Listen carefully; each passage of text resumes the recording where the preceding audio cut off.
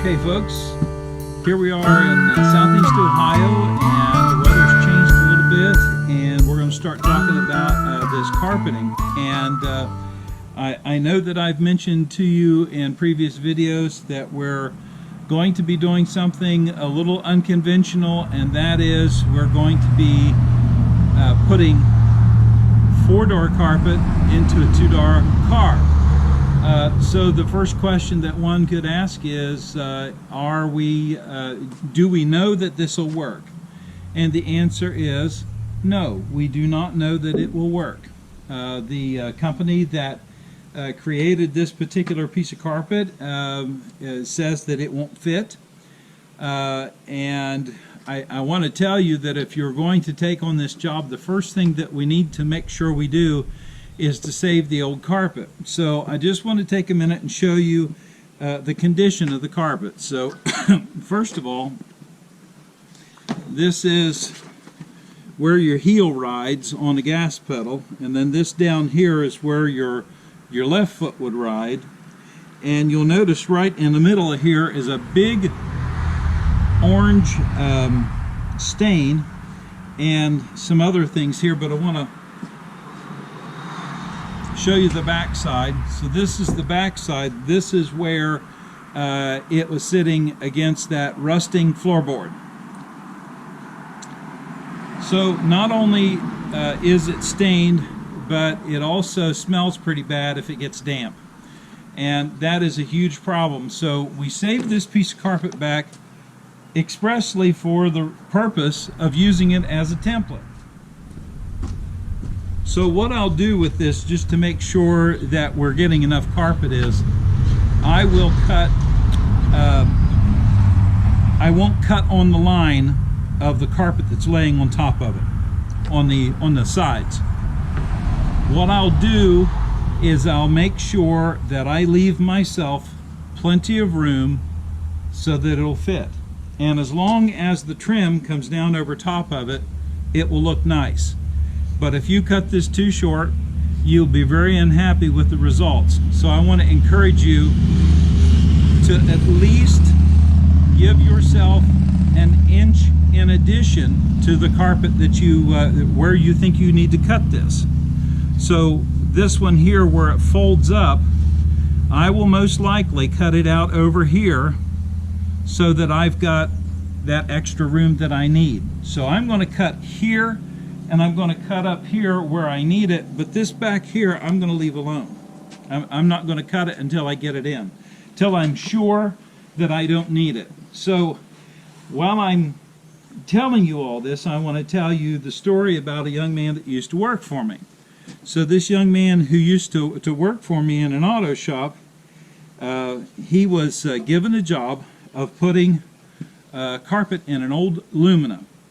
And so the interior was taken clear out, and he got this new carpet, but instead of using the old carpet as a template, what he did was he just threw it all in there and started cutting it. Well, before he had everything pushed down in where it was supposed to go, he started cutting, and he cut it too short, and he gave it back to the customer, unbeknownst to me, with that much of an area that had no carpet on it up along the sides where the panels come down over. It really looked bad, and to be quite honest with you, I'm sure he was not pleased with his own work. So I just want you to go along with me today and take notes about how we're to do this. And we're going to start with the floorboard pieces, and we're going to get them in first. The next piece, which I'm going to walk back here and grab, this particular piece, this is the piece that goes in the back where your passengers would sit. And this piece on a 4-door is attached. So we'll have to cut this piece off.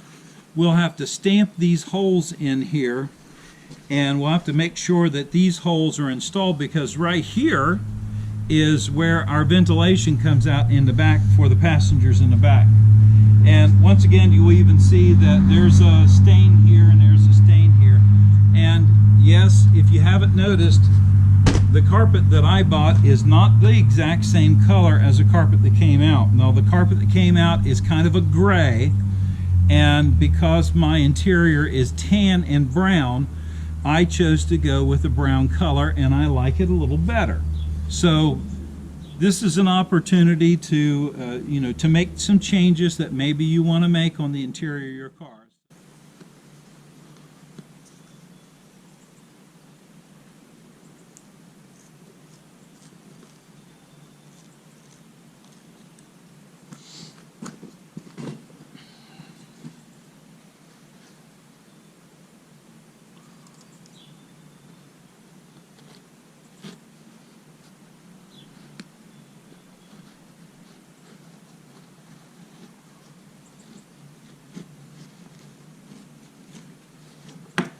So there's our first spot.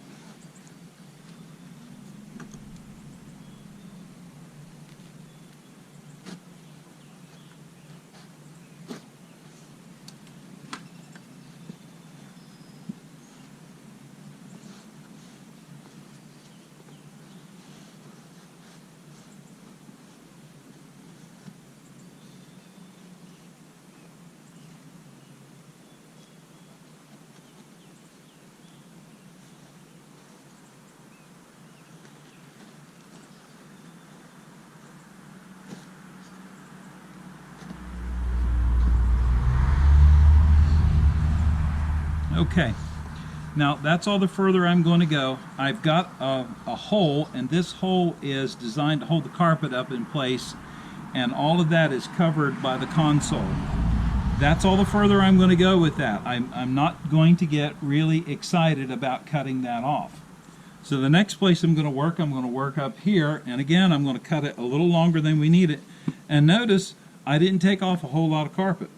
So I'm going to lay this aside, and I'm going to come up here and gauge this out to cut it.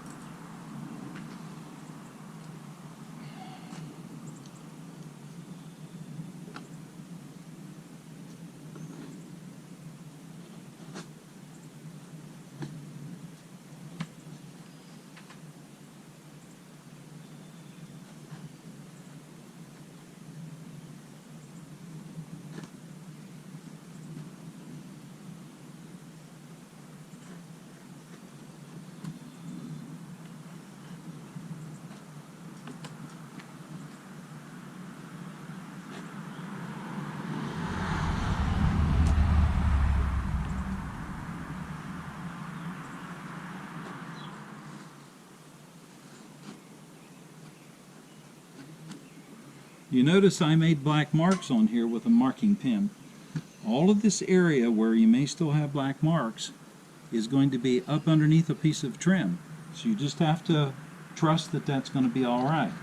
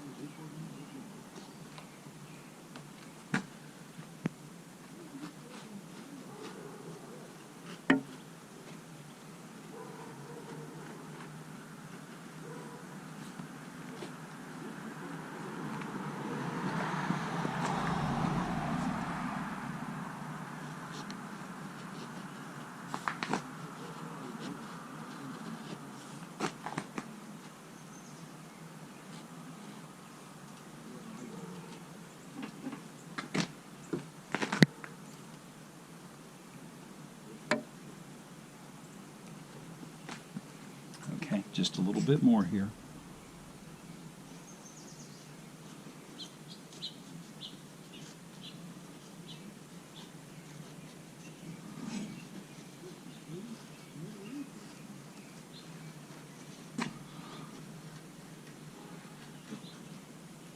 All right, there's that.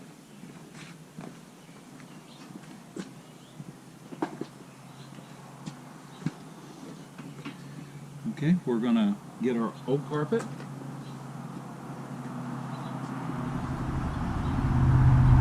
I hope you can see how important it's been to have your old carpet the whole time.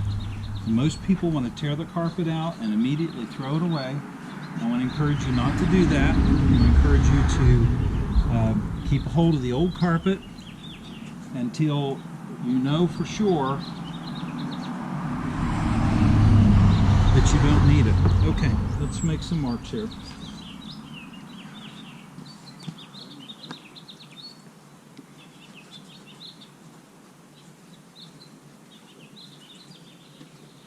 And these are where the seat mounts go down through. This one has a tray on the other, or a drawer, and I'm sure that if you own a PT Cruiser, you're fully aware of that. And we're going to reach down through here and cut this T in. And there's that.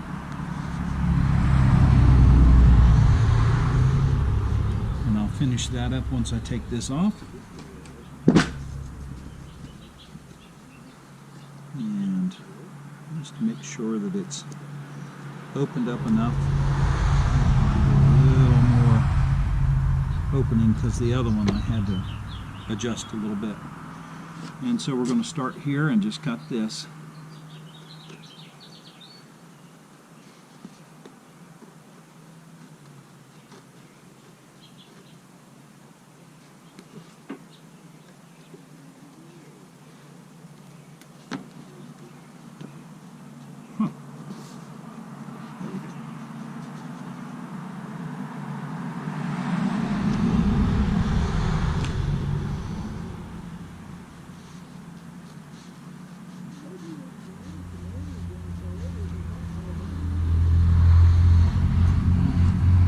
There's that last one right here, and then we're going to have a little slit we're going to make here, but we're going to do that after it's installed to make sure it's in the right spot.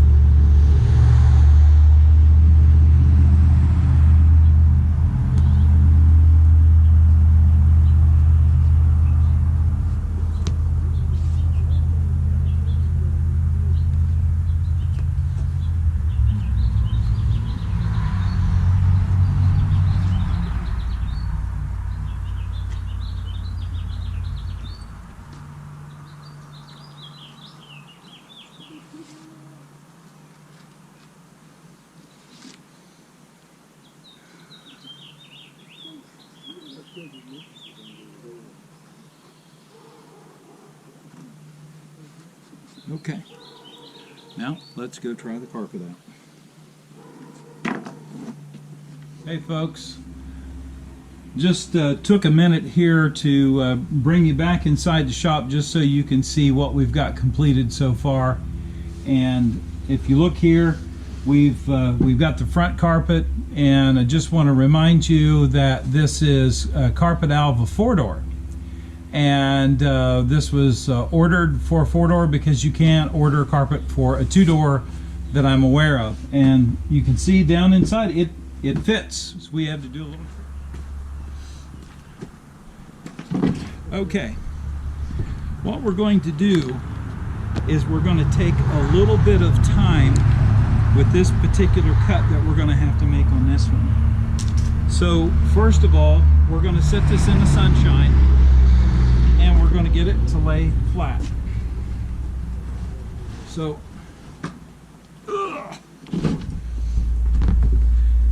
you can tell where the hump is as to where the rest of this is going to go. So we're going to lay this thing out. We're going to let it get nice and warm and get it to laying where there's no more issues with it. And then we'll take our piece of carpet here, which fits down over, that fits in the back. We'll get this thing pulled up where it's supposed to be, and we'll start cutting it off, and we'll shape it to fit this piece here, but not until it's had some time to get warmed up. So for the moment, we're going to let the sunshine do its work. Okay, it's been a moment or two since we last talked, and I was trying to work out a situation where I had cut the back carpet apart just like the carpet that was originally in the convertible.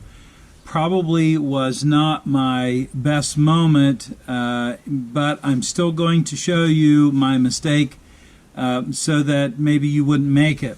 So what we need to do when we're putting carpet from a 4-door kit into a 2-door is to not cut the back floor section where the passengers would sit in the rear from the rear section of the carpet that's behind that goes into the carpet. But I've come up with a little solution. And this is not the best solution, but it is what I came up with. If you look right here, this is where I cut it. I checked to make sure that this beam running across here on the inside was not something that would cause a problem if I drilled it. So I drilled and I put in a couple of buttons, and I may still go and put a couple more in, but I basically took that spare piece of carpet that I had cut off the side and I put on this edge until it hangs down and covers up my mistake. So this is what it looks like underneath, so you can see that you're running right straight to carpet anyway. I could curl it down and go inside the other piece of carpet. I did think of that.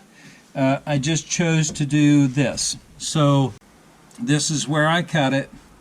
I checked to make sure that this beam running across here on the inside was not something that would cause a problem if I drilled it. So I drilled and I put in a couple of buttons, and I may still go and put a couple more in, but I basically took that spare piece of carpet that I had cut off the side and I put on this edge until it hangs down and covers up my mistake. So this is what it looks like underneath, so you can see that you're running right straight to carpet anyway. I could curl it down and go inside the other piece of carpet. I did think of that. I just chose to do this. So that's just the way it's going to work out for me. As I mentioned, what I could do is I could buy more carpet and then not cut it the same way. But at this moment, I'm just going to go ahead with it. So what I think is best to do for me is just to go ahead and start putting things back together to see if the 4-door carpet will actually fit as we're suggesting, or as I'm suggesting it will, which will mean putting the console on and the side panels and all that. And in order to do that, I need to take the time to go ahead and put the speakers in the back of the car. So I want you to come along for that. I'm going to go get a soldering gun. Yes, I said a soldering gun. And we are going to solder the wires and put these speakers in, and we'll talk about that in a moment. Okay, there's one thing that I would like to impress upon you whenever you're doing work on a vehicle, especially on the wiring, and that is all your wiring needs to be secured properly. And different people on YouTube channels will say different things about and they will show you different things about wiring, and one of those things is installing crimp ends onto speakers and onto things like that. And I am opposed to that, and the reason why is because it's much easier to use solder. And if you obtain a skill of using soldering iron, which, trust me when I tell you, is not that hard, it makes for a good connection. So here's my story. My son-in-law brought me a vehicle which I bought off of him to fix up when he was buying a new car. And so I started going through it, and it had a very expensive stereo that was installed in it. And we'll say by one of the stores that install stereos. And that particular stereo had speakers burnt out of it and all of these kind of things. And when it came time for me to go through and diagnose the problem, which what I did was take the old stereo out, or the new stereo out, put the old stereo back in it, and put the speakers back in it, and I found out that as I was doing that, that all of the connections that the installer had done was with twisting wire together, which you should never do in an automobile, and crimp connectors which did not fit tightly. Now, I'm not opposed to crimp connectors if they are the right ones, but I want to take a moment and show you what I'm doing. I'll just show you on this one speaker, and then I'll get it installed and go install the other one off camera so we can start putting the panels in. And I know you're as eager as I am to get these panels in, but I just want to show you what it looks like and what kind of time it takes to do it, which is really no time at all. So I'm going to adjust the camera so you can see me work. I already know where my wires are supposed to go. There is a red pole right here on the speaker and a black pole, obviously positive and negative. It's not hard to go online to find a diagram to tell you which one's which. And to be quite honest with you, when you solder these or cut the connectors off and solder them, how often are you going to rip your car apart just to put speakers in? And if you're going to the trouble to put speakers in the back of your car, why not make it the very best connection that you can make?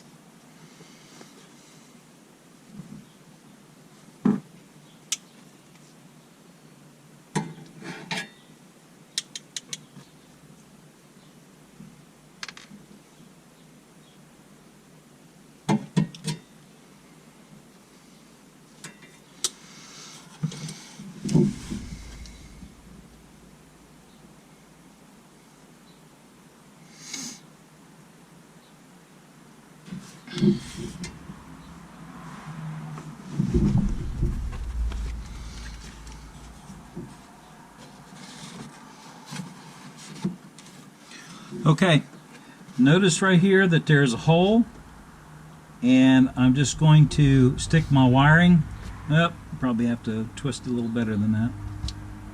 Stick my wiring right down through the hole.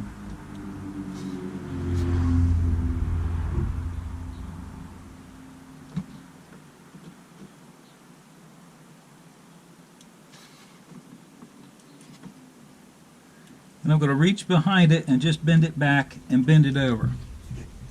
And you're going to see exactly how long it takes to make this connection the best connection you can possibly make. So I'm pressing my button. I'm going to come down here and I'm going to bring the solder in next to it. And I hope you can see this good. And the solder is starting to melt. And I don't want to get too excited with it, so I'm pulling it off from time to time just to make sure that I've got a good soldering joint, but I'm not burning up all the connections. Now, let's take a look. And it's done. That's all it took. I'm doing it on top of this old speaker box because I'm not wanting to create any damage for myself for the carpet below. And if you have done soldering before, you know that can happen.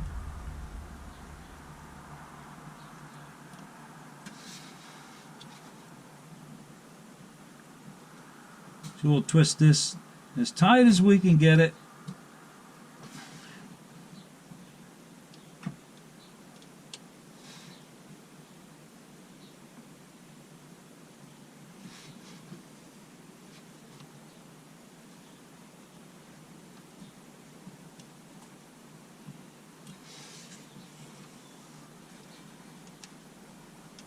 Push this down. So there's already solder down here, and I am just soldering to solder.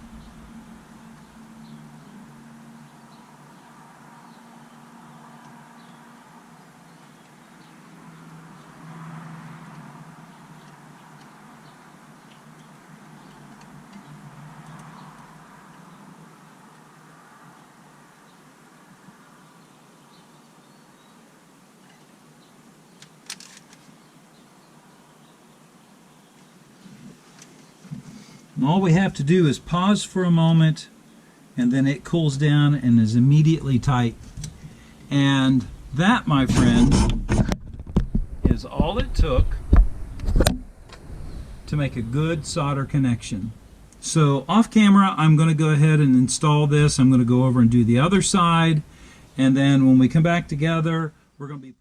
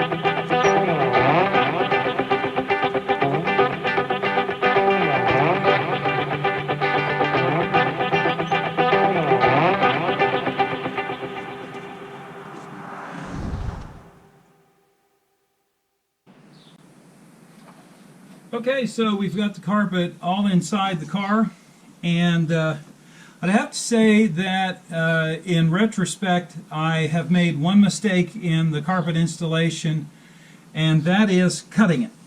I think that if I would have left it together, you can see where it comes together here, that it would have been fine. Under here across the bottom, and for those of you who have GTs already or two doors, there's a place where a pin goes in across the bottom.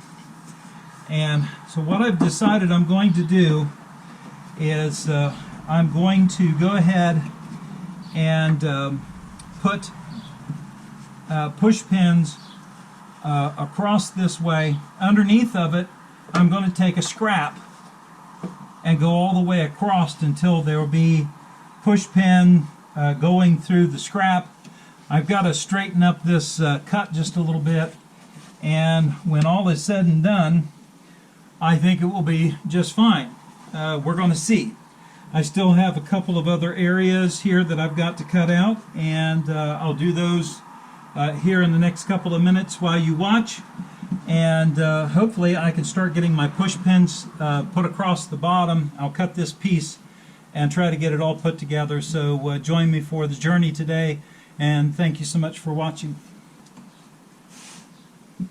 Again, I do want to mention while I'm here and I'm cutting, this is four-door carpet.